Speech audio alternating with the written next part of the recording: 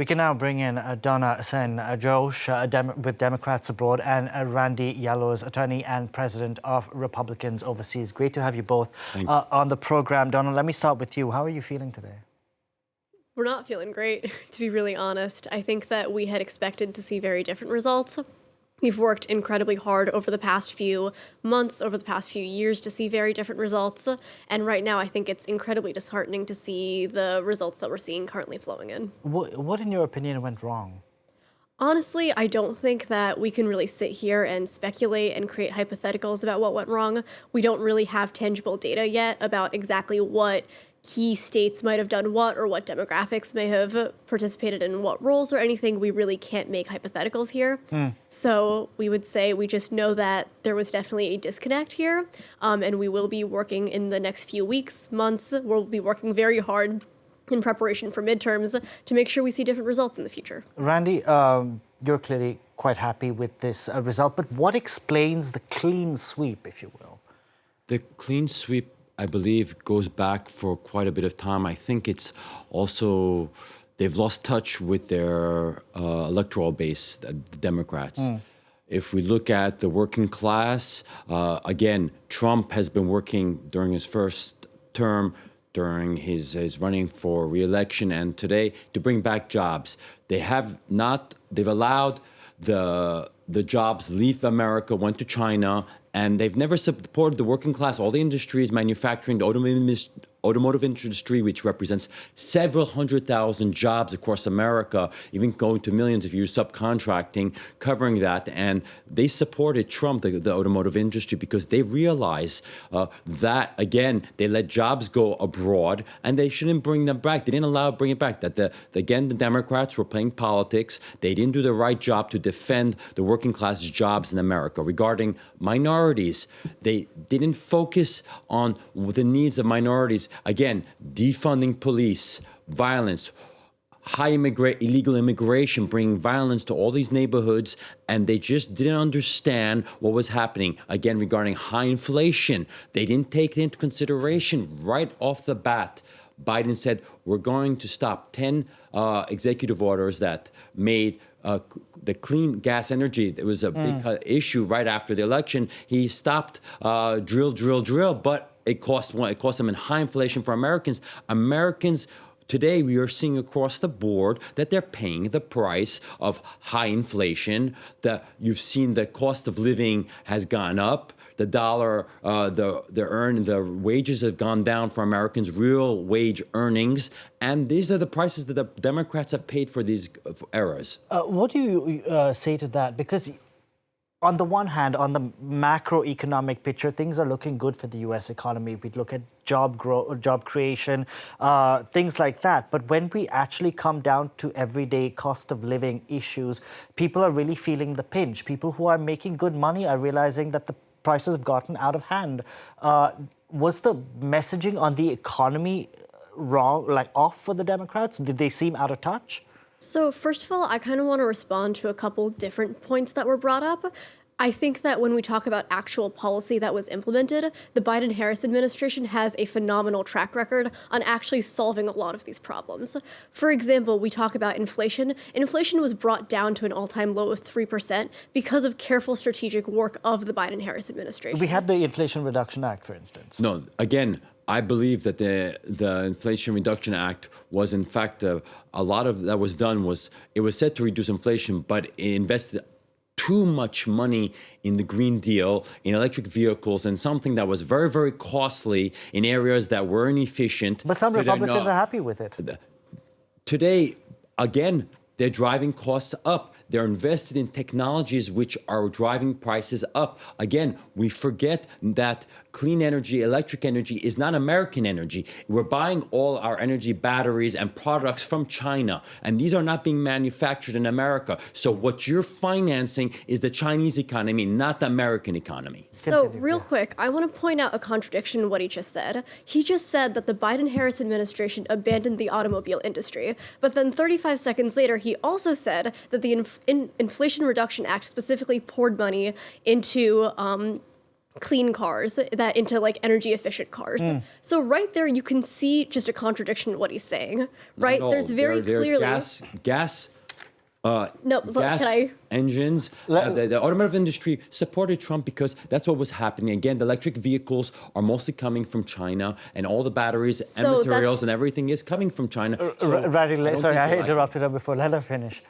So what we're really seeing is the Inflation Reduction Act specifically did pour millions of dollars into infrastructure that would support American businesses. We just heard this from the report that was just previously put on, right? We see that instead, if we look at Trump's policies on implementing tariffs across the board, you have 23 Nobel Prize winning economists that have signed and tacitly agree that instead this is going to raise the cost of living for Americans instead, right? So I think if you compare the different economic proposals between Harris and Trump, on net, you see that the Biden-Harris administration has had a good record. And even if they maybe haven't been able to communicate that the best, as we're seeing in the results of the recent election, on net, they have had a tremendous impact. I want to talk about Biden's record legacy in just a moment, but I want to bring in Randy here because people who have worked with Donald Trump in the past said he was unfit for office, is unfit for office. His former defense secretary, Mark Esper, the former Joint Chiefs of Staff, Mark Milley, his former vice president, Mike Pence, they all say he should not hold public office. Oh, they should hold, excuse me, sir.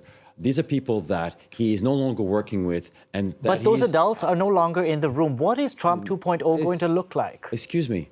These are people that Trump got rid of and terminated. And so it's very easy for them to be vengeful in this situation. Well, he didn't terminate Mike Pence. And criticize him as being inept as you wish for the adversary. So why not talk about why Mrs. Harris maintained Mr. Biden in power when he was in cognitive decline for 4 years? That totally irresponsible. I'm going to ask Donna that. And they did that. And the Americans made them pay the price for that, because how do you keep a president who doesn't even know how to finish a debate and misstates things, doesn't remember names, doesn't remember people, and continued letting him be president when we're almost in a nuclear war situation with Russia, and they're pushing this war agenda against Putin. So today you're asking me why, again, we don't care what these people, because they don't mean anything. You're pointing them out because you again want to criticize Trump. Trump has gone to the people. The American people have voted for him. This is a landslide victory.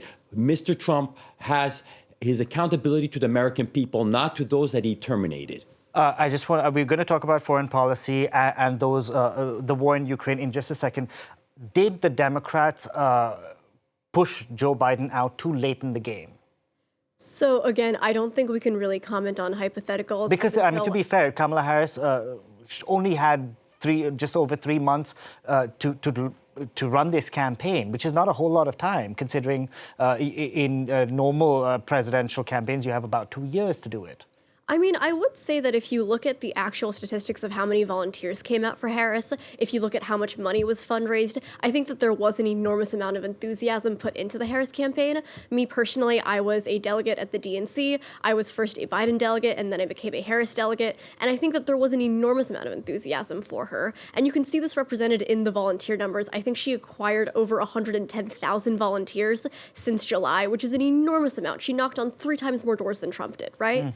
So I don't think that the problem here is specifically the exact time in which you switch out Biden for Harris and at what point the party chose a new nominee. But to be fair, 4 months ago, the Democrats thought Joe Biden was fit for the job. And then we saw his performance during that debate, and everyone knew that it just could no longer be the case. Stay with us, Donna, because I just want to remind our viewers, if they're just joining us, that Donald Trump is set to make a return to the White House come January. The Republican nominee securing the 270 votes needed to win the presidency.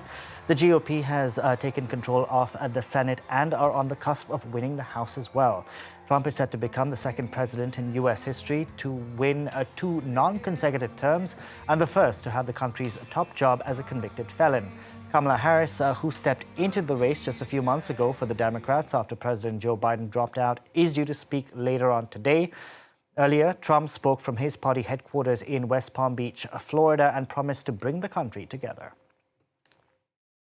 It's time to put the divisions of the past 4 years behind us. It's time to unite. And we're going to try, we have to try, and it's going to happen. Success will bring us together. I've seen that. Randy Yaloz, I'd like to bring you again from Republican Overseas Action. During the campaign, we've had Donald Trump, of course, who is a convicted felon. He's spoken about the enemy from within. There are fears that he would go ahead and weaponize the Justice Department. Do you see that happening, or do you think that was just bluster on the campaign trail? First of all, the question of him being a convicted felon, it's on appeal, and I think you have to allow that to happen. Is when you say someone is convicted, it's not definitive, and again, there is a presumption of innocence until... Maybe he's been found guilty on 34 counts. Excuse me. He's still on appeal, so it's not definitive. Not as okay, long as it's a not decision. On appeals, but, it's a not, and you keep on saying he's a convicted felon. For so long as it's not a definitive decision, anybody who's considered felon's not considered. They don't go to prison. That's why hasn't decided on a preventive situation that the judge has waited. Now everything's will be put on standby, and they're going to wait for the appeal. And the Americans understand that there was lawfare. The fact is, we will be now. What's going to happen today? I think there's a lot of accountability because, again, we've seen the FBI, the Minister of Justice, we've seen local, state prosecutors being instrumentalized, weaponized for an agenda, political agenda, when using federal resources against a political adversary. And this is not a conflict of interest, and this is not the interest of American interest. This is for specifically aimed to protect the Democrats and their holding on to power. And this is totally undue, and they should resign. I believe that the people that are responsible for what they did, they know who they are, they should resign because, again, this was done specifically aimed at a political adversary, and they know they were doing this for purely political motivations. Donna, I'd like to bring you in again because we had, of course, the Democrats who made abortion and the protection of individual freedoms a real rallying cry during this election. Was that a mistake, given that voters, what was stopping their minds as they went to the ballots clearly was the cost of living? I mean, I think that we saw that there were a bunch of different issues that were on the minds of voters. For example, we talk about economy a lot, we talk about immigration a lot, we talk about abortion a lot. And I do think abortion has been important in previous elections. We have seen, for example, several different abortion measures passed in New York, Colorado, Missouri, Nevada. We have seen that that was a key incentive for women voters to come out and vote to enshrine their rights there. So again, I really think that up until concrete data comes out, it is difficult for us to sit here and look at specifically what happened for there to be a gap between the polling and the results that we saw. And I think that that's just the best we can do. Randy, where does Donald Trump stand on abortion? Because he says now it's up to the states. It is up to the states, and that's where his position is today, and that was his position during the campaign. And I think that's where it stood, and I think that's where things are going to be going for the moment. I should just state that 70% of Americans, whether they be Democrats and Republicans, support abortion, some form of abortion up to 15 weeks. That's a position for Democrats and Republicans. So, yeah, but this is the position that Donald Trump Supreme Court took the position and they returned to the states. But again, it's been an issue. I know it was like a needle in his foot during the election, and I agree with you, it was a sensitive issue. I'm sure it swayed certain women toward Mrs. Harris, but I believe also there were maybe more issues that were priorities for other people, and that's why they focused on other issues. But again, I understand that abortion was an issue, and again, I know for a majority of women that could have been a matter to be under consideration. Again, I don't think it's going to be an easy issue to resolve. I think that's where we stand from Mr. Trump's point of view. And we have to see where things will go. And I think we'll see from going forward whether there'll be an evolution or not in the area of abortion. Do you expect, Donna, that we're going to see a rightward shift of the Democratic Party in the years to come, given that Donald Trump has taken the Republican Party further to the right? Could we see that the Dems do the same thing? I mean, I actually think that what we're going to see is a situation parallel to what happened in 2016, where I think you're going to see organized outcry and specifically start seeing groups of resistance, like different kinds of movements that start rallying to ensure that this doesn't happen again for the midterms and to make sure that we take back control of the Senate in the midterms, depending on the results of the House, to make sure that any kind of gains there are either expanded or held, anything like that. So I do think that what you're actually going to see is, I think this is going to empower a lot of voters that maybe for whatever reason stayed at home during this election, but I think you are going to see a tremendous amount of propelling there. And how do you keep Donald Trump and the Republican Party in check, given that they have control of the presidency, they have control of the Senate, they are going to get probably control of the House, and they have a Supreme Court that's stacked in their favor? So I think that then we go to good old bipartisan teamwork. But in all seriousness, I do think that at the end of the day, when you're looking at the Senate, you do need a 60-vote majority in order to pass most legislation. And so the Senate, they have a scant majority there. You still don't see that kind of overwhelming majority allowing them to pass whatever legislation they want. So I do think that there are absolutely, we did win a significant number of seats for the Democrats. This isn't a unilateral Republican win by any means. These are scant majorities that they've won in the Senate, and we're still waiting for results on the House. So I would say by no means is this a done deal for the Republicans. We're still looking very competitive. Okay, stay with us, both of you, because as I mentioned, American voters handed not just the White House, but also the Senate to the Republican Party. Control of America's upper legislative house means Donald Trump will have an easier time pursuing his agenda. We're going to have a Republican Senate next year. A stunning sweep for U.S. Republicans as they win control of the Senate after 4 years in the minority. With roughly a third of the chamber's seats on the line this year, Democrats were on the defensive, seeking to hold on to their slim 51-49 majority. But several notable defeats would dash their hopes. In Ohio, Trump-backed businessman Bernie Moreno unseated longtime Democratic Senator Sherrod Brown, who conceded defeat at an emotional gathering as results rolled in. We believe if you love this country, you fight for the people who make it work. We always will. This is a disappointment, but is not a failure. In West Virginia, Republican Jim Justice easily won the seat vacated by retiring conservative Democrat Joe Manchin III. And in Nebraska, Republican incumbent Deb Fischer held off Democratic challenger Dan Osborne. The new GOP majority will have a new majority leader for the first time in 18 years, as Mitch McConnell steps down from the post he's held since 2007. The next big thing that Republican senators will do is elect the next majority leader in a secret ballot. It's a big decision because this is turning the page on the Mitch McConnell era in the Senate. A Republican majority means control over committees with the power to set the legislative agenda. We have taken back control of the Senate. Wow. It means Donald Trump will have an even freer hand to govern. The Senate is tasked not just with approving federal judges, including Supreme Court justices, but also high-level federal appointments, including cabinet members. I'd like to bring in Yaloz in once again. Kamala Harris said if she were to win the presidency, she would appoint a Republican to her cabinet. Obviously, she's not one. Is Donald Trump going to reach across the aisle at all? I think he already has a very strong ally in Mr. Robert Kennedy Jr., who was a Democrat, but the Democrats did not want to accept him. And so he decided to go on his own. So what's he going to make Robert Kennedy do?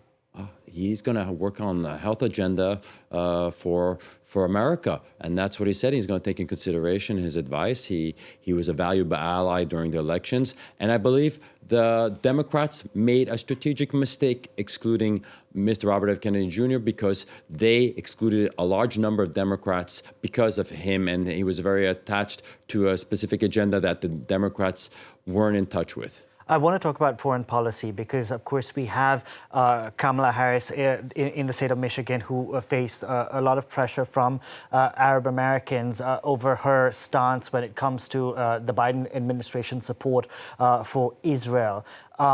Should she have done more to separate herself from Joe Biden on that front? So I would say specifically when we're talking about the Arab American vote in Michigan, this is, again, without specific data, without the exact numbers of looking at what happened. I know I sound like a broken record at this point. It is very difficult to draw conclusive results here. So I would say up until we have more information in the next few days, it really is impossible to make any kind of decisive arguments here. Randy, you mentioned the war in Ukraine, and I want to talk about that because, of course, up until now, we've had Washington that has said we will stand by Kyiv for as long as it takes. Donald Trump has a different view when it comes to bringing the war in Ukraine to an end. How does this war end for Donald Trump? The war begins with having a relationship, an exchange, negotiation with Mr. Putin. The Biden administration and Kamala Harris refuse to maintain contacts with Mr. Putin. If we expect to find some form of resolution to this conflict, there must be exchanges, and there's no established trust. What does exchanges mean? The ceding Exchanges territory? first already have contacts, constructive contacts between the parties. Today, those contacts do not exist. They do not want some form of peace. The Biden-Harris are neoconservatives. They want their warmongers. They want to maintain this war at any price. It's cost 1 million lives between the Russians and the Ukrainians, and they're willing to continue and push this war to a greater and higher level of risk. Today, I believe the first thing Trump will do when he gets into power within the first month or two, he will initiate contacts with Mr. Putin and see where are the issues, where they can go, and to see what are the possibilities for finding a peace plan. Because a peace plan hasn't even been put on the table today, even as attempted by the Biden-Harris administration. But a peace plan, but does that require Ukraine ceding territory? Because that is the question up until now. Does the question of maintaining this war, since the beginning, there was a peace plan on the table within 3-4 months of the conflict. Boris Johnson, supported behind the scenes by Biden and Harris, had a peace deal, and he said to the Ukrainians and to the Russians, no, we're not going to do a peace deal, and we will continue this war. So they're the ones that are pushing this war. They have an agenda and to continue. So today, we're in a situation where it's a bit complicated. There might be some concessions to make territorial concessions. I believe, given that they've pushed the situation to a certain extent, this will be a part of negotiation. There'll be an economic part. There'll be a land deal. They'll have to be a part of this negotiation. Donna, let me bring you in once again, because of course we've had in the past few weeks the Democrats bringing out the big guns, the Obamas, Oprah Winfrey. We've had a string of celebrity endorsements. None of that seems to have worked in your favor today. Where does the Democratic Party go from here, and who takes on a leadership role down the line? Because we do have people like Nancy Pelosi and stuff who are getting older. So I think that the most important thing to do is just to kind of pause after this election and look at exactly what was the issue here, what was the flaw here, to take a really critical look at this kind of gap between the messaging. Because as I've discussed before, we have seen the policies implemented by this administration have a genuine, tangibly positive effect on people's lives.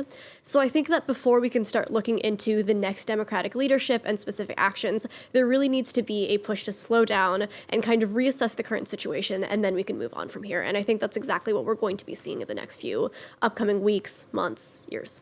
Randy, you spoke about the war in Ukraine not having an end date. What about the U.S.'s support when it comes to Israel defending itself and the war in the Middle East, which has expanded in recent weeks to include Lebanon as well?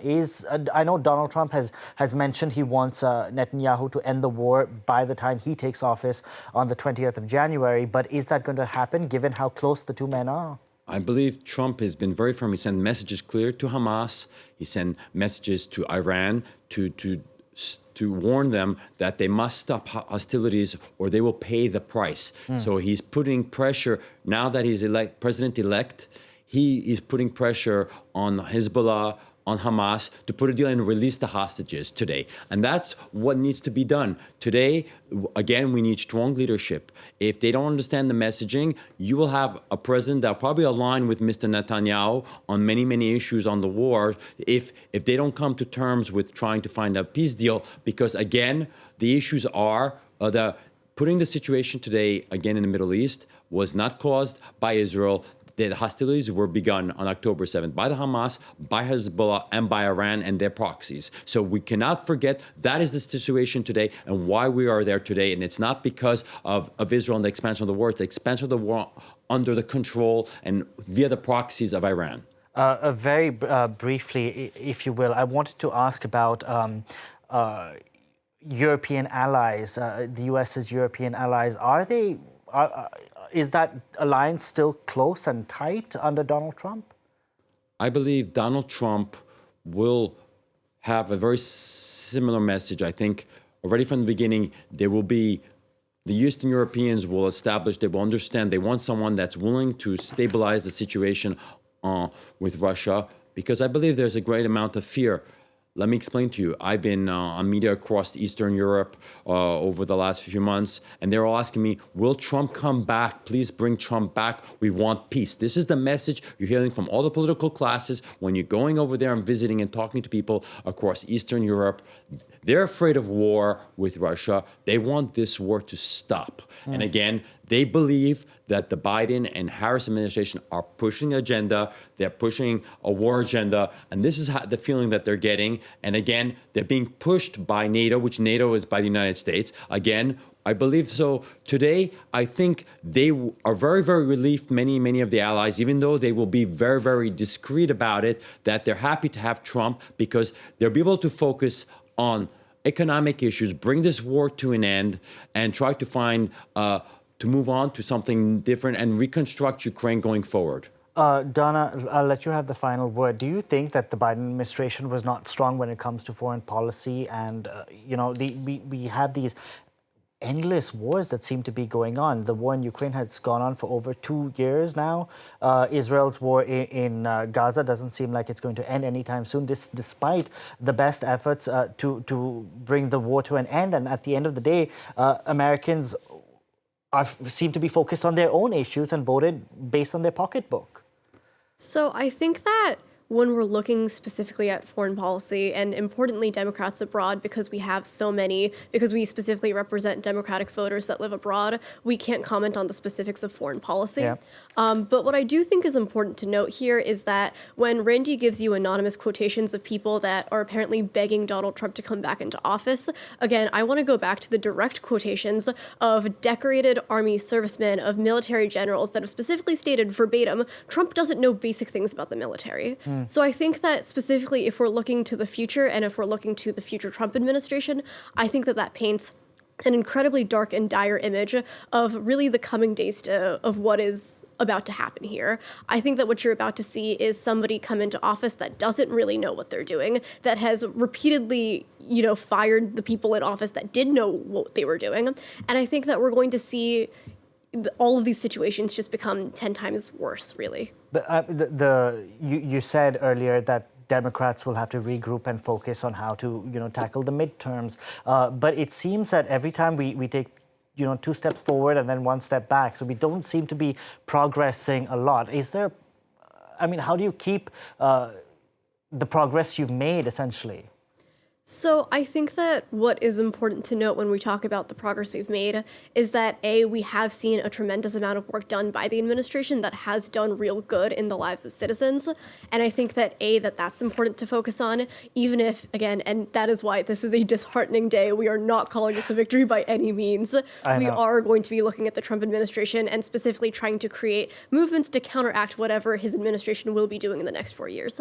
Importantly, I would also say that we did see some major gains in this election, in the sense that in my hometown, for example, we saw the first Korean-American senator be elected to office, Andy Kim. We saw the first trans representative be elected, Sarah McBride.